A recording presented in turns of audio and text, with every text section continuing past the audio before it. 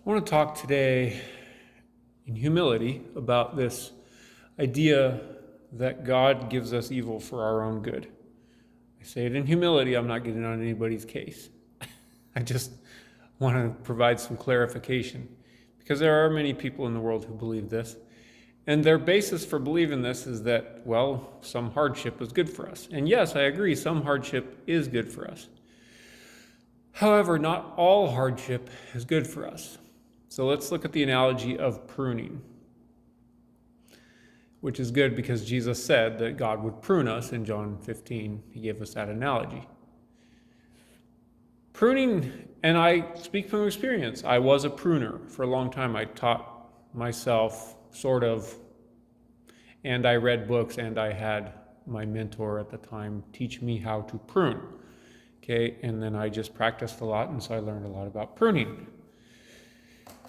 And I listen to God, right? And there's obviously parallels between plants and people, right? Which is why Jesus used that analogy. So,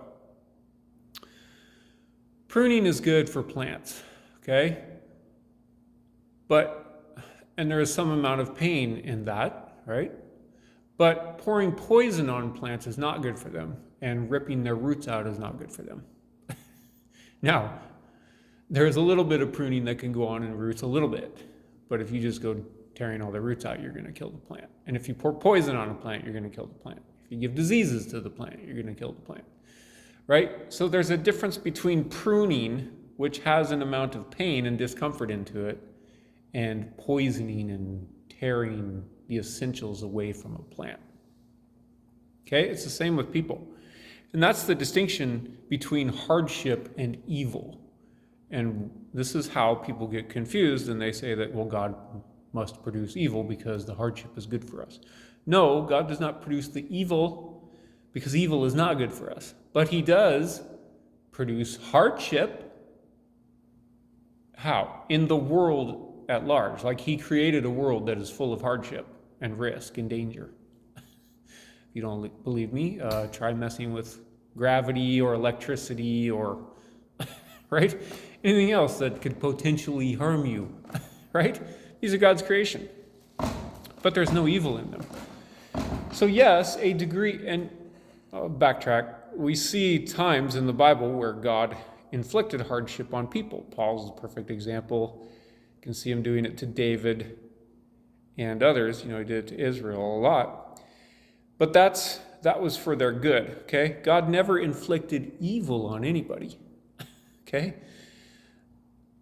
Now, those forms of discipline, they were not evil, okay? Because God always disciplines for our good. So, yes, a degree of difficulty is good for us, just as a degree of difficulty is good for plants in pruning, right? Also, plants have to deal with hot days, they have to deal with freezing weather, they have to deal with wind, they have to deal with animals that want to eat them, right? And these kind of hardships are normal, but they're not evil, right? Evil is when you come in and you just totally rip up a plant and kill it and destroy it, right? I mean, it's just a plant, right? But I'm making an analogy. Like if that's what you do to people, if you poison people with poison, they're going to die. If you tear up their roots spiritually, mentally, emotionally, they're going to suffer a lot of unnecessary pain that's actually not good for them. If there's a master gardener, he's going to know the right amount of pain via pruning to inflict on his plants, right? And he's going to know when to stop because too much is too much, right? God knows how to do that. He's the master gardener.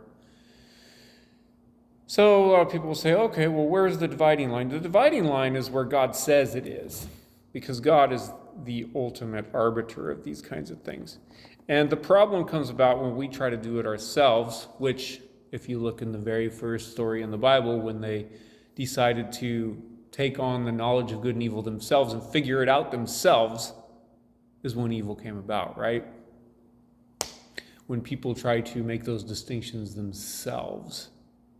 Partaking of what? The knowledge of good and evil. Oh, I can do this. I can be like God.